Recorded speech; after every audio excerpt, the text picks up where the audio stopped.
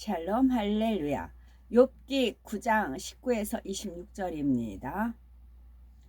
19절 힘으로 말하면 그가 강하시고 심판으로 말하면 누가 그를 소환하겠느냐. 가령 내가 의로울지라도 내 입이 나를 정죄하리니 가령 내가 온전할지라도 나를 정죄하시리라. 나는 온전하다마는 내가 나를 돌아보지 아니하고 내 생명을 천히 여기는구나. 일이 다 같은 것이라. 그러므로 나는 말하기를 하나님이 온전한 자나 악한 자나 멸망시키신다 하나니 갑자기 재난이 닥쳐 죽을지라도 무죄한 자의 절망도 그를 비웃으시리라. 세상이 악인의 손에 넘어갔고 재판관의 얼굴도 가려졌나니 그렇게 되게 한 이가 그가 아니시면 누구냐. 나의 날이 경주자보다 빨리 사라져 버리니 복을 볼 수 없구나. 그 지나가는 것이 빠른 배 같고 먹이에 날아 내리는 독수리와도 같구나. 아멘. 욥기 강의 21번째 욥의 무지입니다. 영적인 무지함 가운데 하나님을 오해하고 판단 정죄하는 등 거침없이 드러나는 욥의 악과 속마음에 대해서 살펴보겠습니다. 욥기 9장 19절에 힘으로 말하면 그가 강하시고 심판으로 말하면 누가 그를 호출하겠느냐. 욥이 볼 때 하나님은 하루아침에 자신의 모든 것을 빼앗아간 무서운 분이었기에 강한 하나님으로 표현을 하고 있습니다. 즉 하나님은 강한 힘을 마음대로 쓰시는 분이라는 것이지요. 하나님께서는 우리를 사랑하심으로 독생자 예수님을 이 땅에 보내셨습니다. 예수님께서는 우리의 죄를 대신 지고 십자가에 못 박혀 죽으셨으나 3일 만에 부활하심으로 원수 마귀의 사망 권세를 깨뜨리셨지요. 그러므로 하나님의 강함은 죽음의 권세를 이긴 강함이며 부활의 강함입니다. 이처럼 무엇보다 강하고 위대한 것은 사랑의 힘이지요. 하나님의 사랑은 예수 그리스도의 피값으로 인류를 구원하여 영생으로 인도하시는 강함입니다. 이 사랑의 힘은 죄인을 회개케 하며 강팍한 마음을 부드럽게 녹이며 원수와도 화목하게 만들지요. 이처럼 강한 사랑의 힘으로 인해 예수 그리스도께서는 온 인류에게 구원의 길을 열어주시고 만왕의 왕 만주의 주가 되셨습니다. 또한 하나님은 행한 대로 갚아주시는 심판자로서 힘이 있는 분이시지요. 그런데 욥은 하나님이 주권을 사용하여 예정 가운데 마음대로 처리해 버리는 무서운 심판자라고 표현을 하고 있습니다.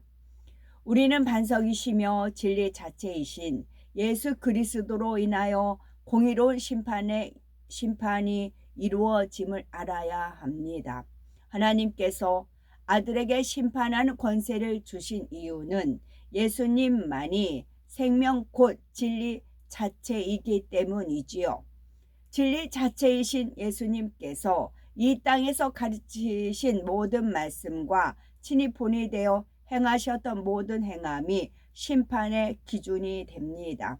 그러므로 예수 그리스도를 믿어 생명을 가진 사람은 천국으로, 생명을 갖지 않은 사람은 지옥으로 가는 것입니다.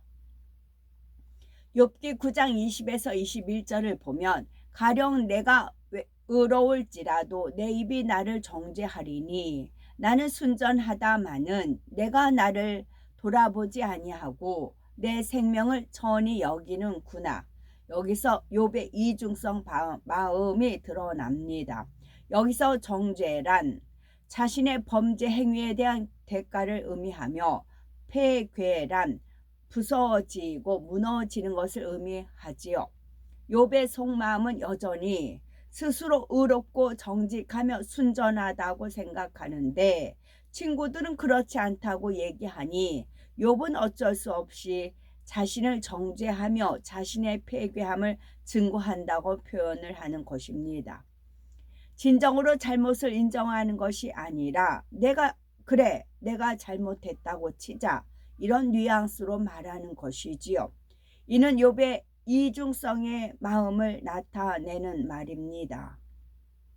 흔히 사람들은 미워하면서 사랑하는 척, 사랑하면서도 미워하는 척, 속으로는 화를 내는데 절제하여 너그러운 채 하기도 합니다. 마음에 없는 엉뚱한 말을 하면서도 그것을 인식조차 못하는 경우도 있지요. 안 그런 척, 거룩한 척하는 모든 것들이 거짓되고 이중적인 모습입니다. 중심을 보시는 하나님께서는 겉으로만 죄를 인정하시나 형식적으로 사랑을 표현하는 것에 속지 않으십니다. 겉으로만 죄를 인정하나 형식적으로 사랑을 표현하는 것에 속지 않으십니다. 마음 중심에서 회개하고 돌이키기를 원하시며 마음에서 우러나는 사랑을 원하신다는 사실을 깨달아 깨끗하고 진실한 마음을 이루어야겠습니다. 욥은 스스로 순전하다고 결정지으면서 자신은 아무 잘못이 없는데 전능자에 의해서 삶이 엉망이 된 현실 앞에서는 자신을 천하게 여길 수밖에 없다고 합니다. 신앙생활을 하는 사람들 중에도 나는 예전에는 부유했고 명예와 권세도 있었는데 하루아침에 망하고 말았습니다 라고 말하는 경우가 있습니다. 이때 문제의 원인을 나의 실수와 부족함으로 돌리고 회개해야 하는데 마치 하나님이 자신을 그렇게 만들었다라는 식으로 말하지요. 비록 말을 입 밖에 내지 않았다 해도 그러한 생각 자체가 큰 오산이요 너무나 하나님을 서운케 하는 것임을 알아야 합니다. 돈이나 명예가 있다고 해서 천국에 갈 수 있는 것이 아니니 만일 사업이 망하여 하나님을 찾는 계기가 되었다면 도리어 감사의 고백이 나와야지요. 하나님의 자녀가 되어 영생과 천국을 얻는 것이 가장 큰 축복이기 때문입니다. 그러므로 욥처럼 변명하거나 이중성의 마음을 갖는 것이 아니라 진리에 비추어 자기를 온전히 내려놓고 솔직하게 인정할 수 있어야겠습니다. 욥기 9장 22에서 23절에 일이 다 일반이라 순전한 자나 악한 자나 멸망시키신다 하나니 후련히 재앙이 내려 도륙될 때에 무죄한 자의 고난을 그가 비웃으시리라. 공의가 없는 하나님이라고 판단 정죄하는 욥을 살펴보겠습니다. 욥은 애정 가운데 마음대로 해버리는 하나님이시기에 사람이 의롭게 살아봤자 아무 소용이 없다고 말하고 있습니다. 즉 자기와 같이 순전하고 의롭게 살아간 사람도 이처럼 고통받게 하시는 하나님은 선한 자들과 악한 자들을 똑같이 취급하는 분이라는 것이지요. 그러나 하나님은 선악간에 심판하시는 공의로운 재판장이십니다.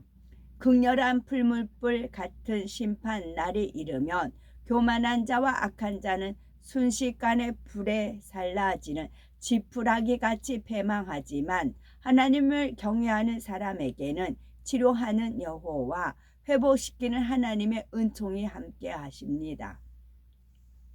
또한 신명기 28장에는 우리가 하나님의 말씀에 순종하면 세계 모든 민족 위에 뛰어나게 하실 것이며 모든 복이 임하게 해주시겠다고 말씀하셨지요.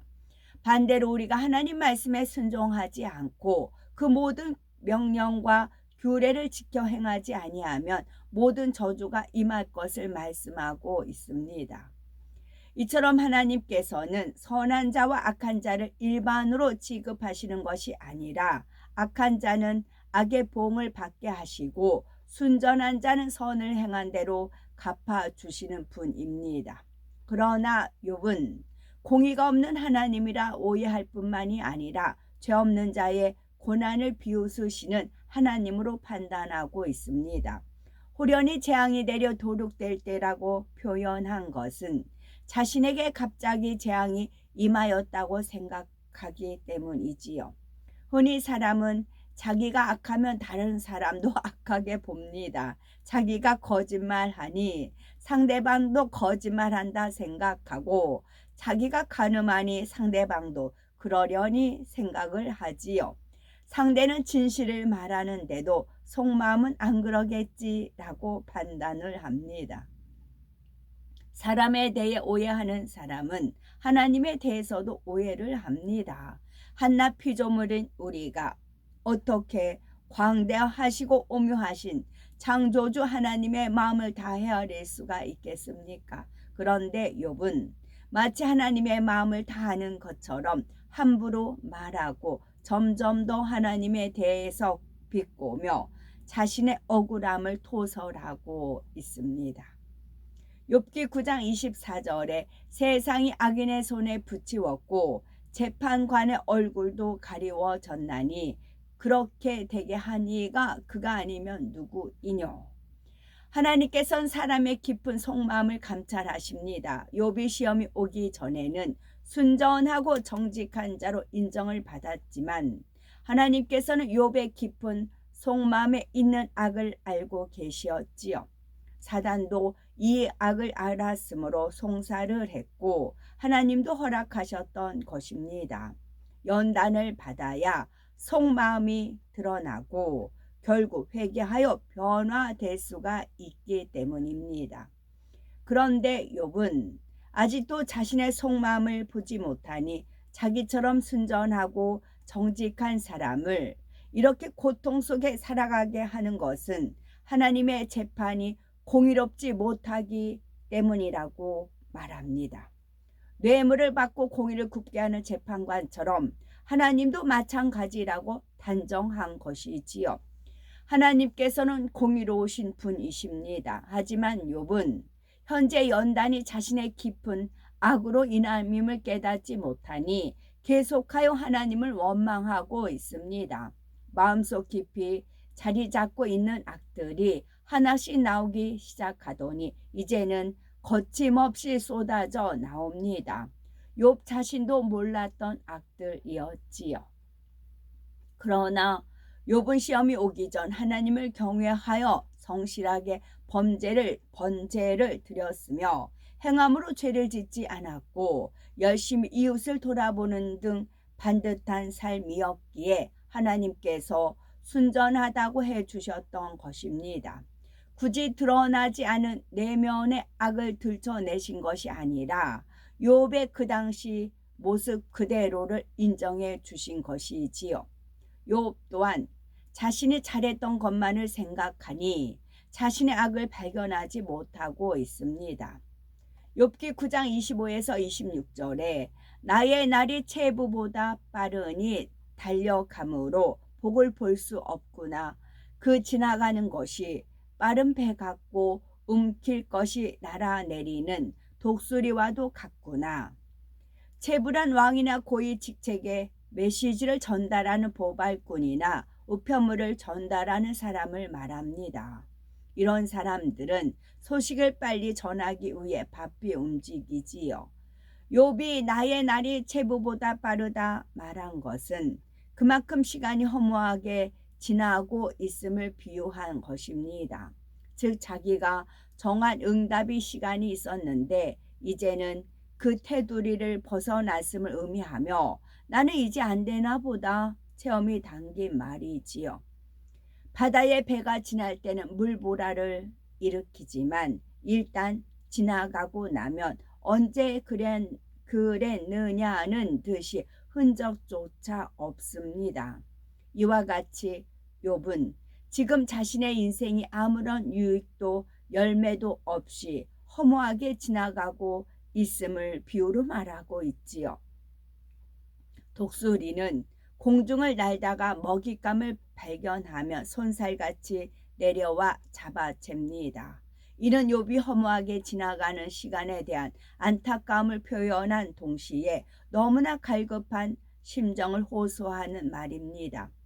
고통이 하루빨리 해결되기를 원하는 갈급함의 표현이며 허무하게 지나가는 하루하루의 흐름이 너무나 고통스러움을 나타내고 있는 것이지요. 친구들이 이러한 욥의 아픈 마음을 읽을 수 있었다면 그의 심령에 맞춰 사랑으로 권면했을 것입니다. 우리는 연단 중에 있는 사람을 대할 때에 욥의 친구들 같이 차갑게 내리쏘는 것이 아니라 아픈 그 마음을 이해하고 따뜻하게 보듬어 줄 수 있어야겠지요. 무조건 진리의 잣대로 판단하며 다구치는 것이 아니라 먼저 아픔을 공감해 주고 사랑으로 깨우쳐 주므로 상대가 회개하고 돌이킬 수 있도록 도와주어야겠습니다. 선하고 온전하신 하나님의 마음을 알고 신뢰했던 아브라함은 독자 이삭을 번제로 드리라는 말씀에도 조금의 오해도 하지 않았습니다. 오히려 하나님의 마음을 헤아려 큰 기쁨이 되어 드릴 수 있었지요. 하나님께서는 모든 자녀들이 이런 믿음에 이르기를 원하심으로 연단하십니다. 그 과정에 나고되고 넘어지는 이들이 있다 해도 알고 참 자녀를 얻기 위해 우리를 단련하시는 것이지요. 그러므로 베드로전서 1장 7절에 너희 믿음의 시련이 불로 연단하여도 없어질 금보다 더 귀하여 예수 그리스도에 나타나실 때에 칭찬과 영광과 존귀를 얻게 하려 함이라 하신 말씀이 우리 모두에게 임하셔야 되겠죠. 아멘. 샬롬.